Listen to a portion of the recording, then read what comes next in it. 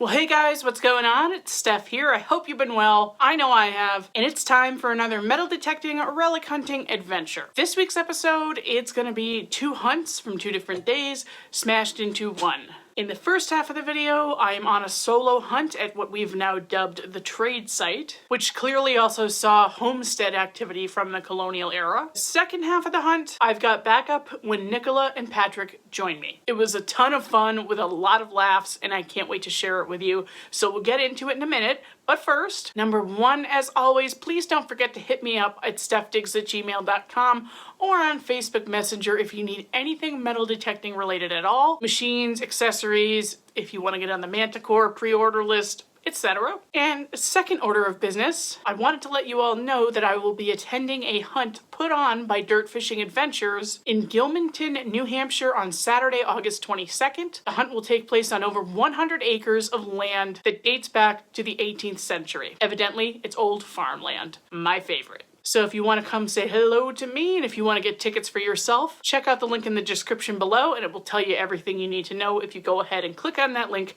to purchase your tickets. Oh, and did I mention they're going to be giving away a Garrett AT Pro in the free raffle, which in my book is a pretty darn good prize for not having to even buy a raffle ticket. So again, link is in the description below. I hope to see you there. And without further ado, let's hop in. Back out at my favorite spot, or new favorite spot, for an evening hunt. You can see the sun's going down a little bit, and I don't think this is going to be like a full hunt. I'll probably be tacking this onto another video, but anyway, got a 15 signal, extremely faint on the Equinox. Took me a while to find it and pinpoint it, but I got it over here, and it looks like we've got a tiny button with, ooh, a design on it. Like that. I'll brush it off and come back. It's already starting to flake. I really hope it makes it out of here in one piece, but looks like some kind of flower button. Very small, obviously. At least I think that's a flower. I really don't know. Sunburst, maybe. And we do have some kind of back mark, but I can't make it out. This really reminds me of the Jacksonian button that I dug a few months ago, and it had a horse and rider on it. And the first thing to flake off was this big fat rim, and that's what happened when I was brushing it off. So I'm kind of thinking it could be that, and if that's the case, it might actually clean up okay. So we'll see what happens with that. Gonna keep looking. Okay, first signal I've been actually pretty excited about.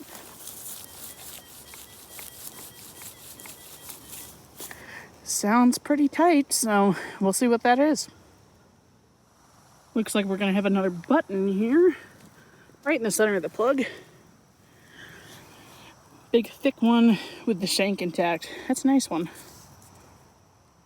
And I don't think there's going to be anything on that, but nice high quality button. Might be a back mark. Can't really tell, but we'll keep moving because the sun's going down and I don't have too much more time. Good find though. Just got a nice tight 16 signal on the Equinox. And right in the middle of the hole there, we have something round, which I can feel a shank on the back. It's going to be a dandy button, which is awesome. One of my favorite things to find. We'll see if there's anything special on the front. It does look plain, but I am going to take the time to brush that off out here. So I will come right back. Ugh. First and foremost, I kind of have the heebie-jeebies right now because I put my phone in my pocket, which has what's called a dead cat on the end. I'll show it to you. This thing right here, it's kind of a wind muff, and it just makes the sound quality a little bit better. I guess I'll keep it off for this segment, though. And as I went to reach for it, there was a tick crawling on it, and I am not wearing permethrin today. What a champion. Anyway, there's the dandy button. I'm not seeing anything come through. I popped a little bit of the dirt off with my thumbnail. Not seeing much, but it does have like this convex shape to it, unless it's just bent. I'm not really sure, but yeah, I feel all creepy crawly now, so that's fantastic. We'll keep going for a while longer though, till the sun completely goes down. No more than 3 feet away from that dandy button, something small and round in the hole. This was maybe a 14-15 signal, good 8 inches down, and I think that's going to be a coin. That's fun. Doesn't feel like a button anyway. Yeah, it looks like we've got a fatty Indian. Explains why it rang so low and why it is so darn thick. That's cool. I don't dig these too often. I'm gonna brush it off and come back. Okay, well, brushing it off did almost nothing, but that's cool. It's a great find. So this will date somewhere between 1859 and 1864. I can't tell if there's a shield at the top. I think that there is. So the only year that did not have a shield at the top was a first year, 1859. So this will be 1860 to 1864. Very cool. That's got to be a die rotation error. Maybe. I think it is. Look at that.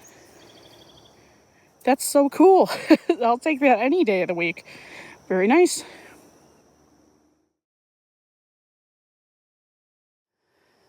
New day back at the trade site. We've got Patrick over there.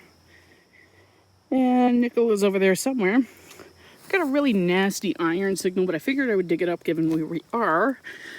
And it may very well fit the narrative, because I think this is possibly a kettle lug, so that is a good sign. Either that or it's total crap, but if it's a kettle lug, like I've been explaining in my videos recently, the Europeans traded their copper and brass kettles to the Native Americans. The natives would craft points and stuff from the kettle brass, so this could be a piece of a kettle, which is pretty cool. I'll film that iron all day long. I don't know if she's messing with me or not, but Nick just came over here inappropriately dressed because we have a lit off poison ivy, but she's like, hey, you want to film my half a harmonica reed, or do you want to film my white whale? Oh. Well played. You know, I mean, technically, man, some people are going to think I'm nuts. This could be a lead This could be a lead effigy, because I found something out here. It almost looked like a horse, which is interesting. But yeah, her white whale, get it? Hilarious, right? Absolutely freaking hilarious. I thought you got a real. Just got a real today. Come on. All right. Anything for you? No. Well, yes.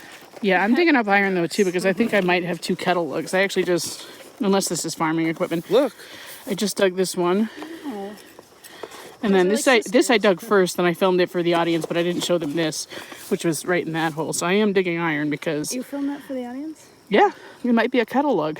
So I was explaining, you know, that if it did go on a kettle that was brass or copper and traded to the Native Americans, the natives would have crafted points out of them, and then there's like another one. Sisters.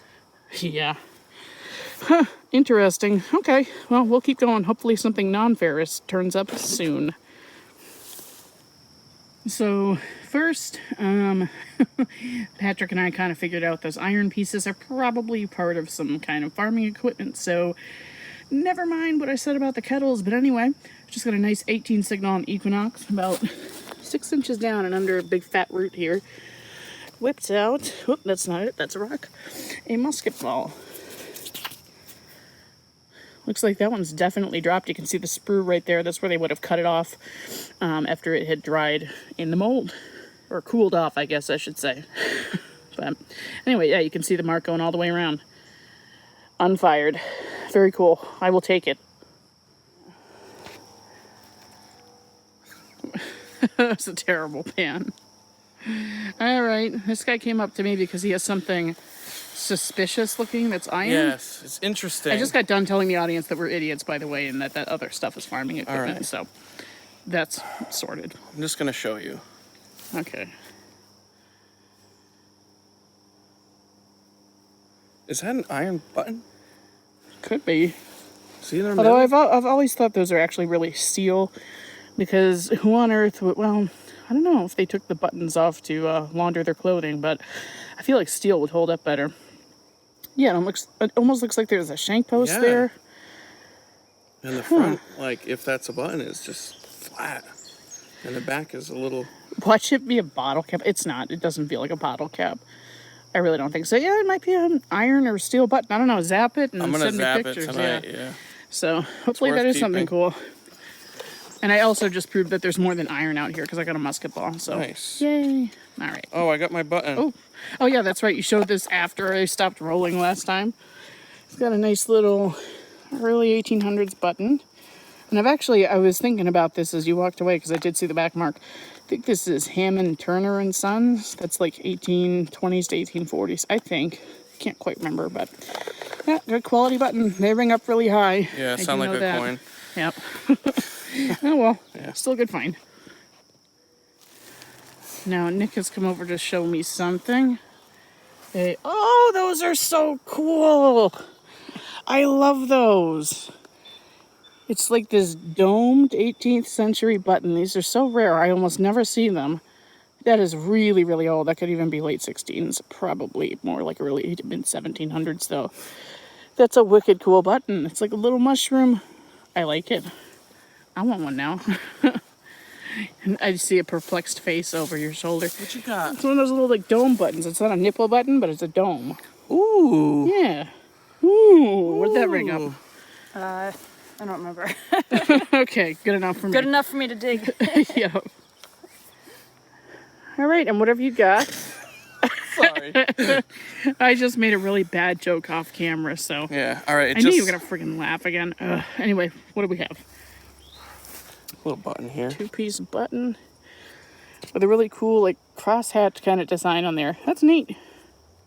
I like that. We have found a lot of stuff from, like, the mid-1800s out here, and then it just goes, boop, back to basically late 1700s and before, so. Very interesting little site. But, yeah, it's a good find. Thanks. Very nice. All right, so this was kind of a weird one. I got, like, a 10 signal in here.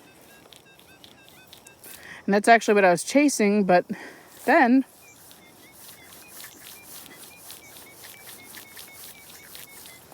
sounds pretty yummy. I don't know how I didn't hear that when I was listening to that, but okay. So we're gonna check on that before we even look at that 10 signal. You better keep catching up or keeping the lead. I just hit number 9 for the year, and you're on 10. I do not know what this is yet, but it's definitely a copper. And it's like small. What is that? This is something different. That looks like Britannia right there. But it rang up really high. So maybe it's a nice Connecticut. I did find one Connecticut out here. I'm gonna let this dry out a little bit and I'll come back with an ID, but wow, that's awesome. And hopefully I remember to check what the 10 signal is. If it's crap though, I'll let you know. Okay, we'll be right back. So I don't think I was seeing Britannia on here. I think there's an arrow. If you look at the 7 o'clock position and then the 1 o'clock, there's an arrow going that way. And then there's also one crisscrossing it. Patrick thinks he found it. What did you say? Is Skilling? Yeah, I got to, well, there's kind of a similar example. Yeah, like so, or a Swedish 2-oar, maybe? I don't know. It depends on the size. Yeah. Oh, yeah, because there's a big fat date under there. You can see it. I can't see what it is. It looks like 18 something, but I'm not sure. You see it? Yeah. And then it matches. There's like a massive date on that one. So that's what it is. It's awesome. I don't really want to play with it too much more out here because I'm probably just going to have to wax this off and leave it alone. Famous last words, I know. But yeah, hopefully we can get something off of it. But at least we know what it is. And that is definitely a new one for me. Very cool.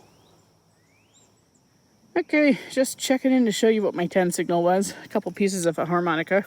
Probably unrelated to that coin. I think we saw maybe 1804 was the date. It's still tough. It's coming through. It'll take some time. Patrick just found something. Get it. What do you have? I don't know. Oh, I found part of that out here. I think it's part of a kettle rim. Yeah, that's what that is. So it's discarded kettle brass is what it is. But where are all the points? Where are all the points, Patrick? That would explain why it sounded huge, because you said it sounded huge. But yeah, I found a few of these pieces of rim out here, so they were here. And I'll bet some jerk was here 30 years ago throwing out all these little brass triangles they thought were junk. To be fair, though, it's still a pretty, like recent area of study, or interest, rather. So, but hey, that's a cool piece. Goes with your trade stuff, so there you go. Okay, you. Just having a powwow. Have you found anything new? Not since my button, but I haven't been here. Just taking pictures and stuff. Yeah. I get it. Anyway, Patrick did find another button. It's a decent button, plain, but You can hold it if nice you big want. coat button. I've got my plastic bag for my phone. I was trying not to make a bunch of noise. But yeah, cool. If we find out there's a pattern on there, we'll let you know. But otherwise, just a nice button, Colonial. Mm-hmm. Oh, so I just got a 17 signal. Nick is practicing with her camera, taking pictures in situ, because it looks like I have a dandy button. At least it would appear so. And can't see anything on it just yet, but I'm going to brush it off and come back. Well, there it is cleaned off. It's pretty plain, but I'm going to zoom in on something. Hopefully it will show up.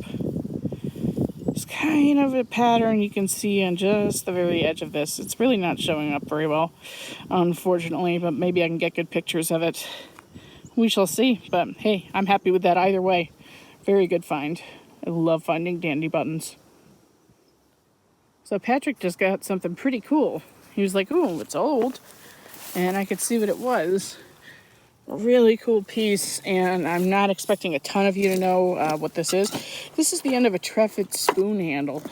It's going to be 1600s all day long. I believe mid to late 1600s. And there might be some design on there, but I can't tell if it's just corrosion. Sometimes they have initials on them too. But yeah, even if it's just plain, that's actually a really good find. You would never think a broken spoon end is a really good find, but that one is. So, anything from you? Yo. Alrighty. Yeah, I didn't know you could see it. Yeah, I didn't know you freaking looked at it. I didn't look at it, but I saw the thickness when Oh I flipped man, it out. I thought you were going on based off the signal. No, it's a bad bet to make. That's what I'm saying. Ah. All right. Are you sure you want to make that bet? I didn't lose anything either way, so yeah. All right. I don't even remember what I found a last clad penny said. over here though, so it might be correct. I gotta start that over. Alright, so Patrick has something else. We're betting it is a fatty Indian or a flying eagle. I just found a fatty Indian out here the other day. That's a reside. Yeah, I think you've got a shield. So fatty Indian. I think anyway. Have to see. We'll do a close-up of it. Oh no, it's an eagle. Dude, it's an eagle. My first flying eagle. Oh, you lucky. It's so much nicer than the one that I dug out here. That should stay on. Well, hopefully. Careful with that.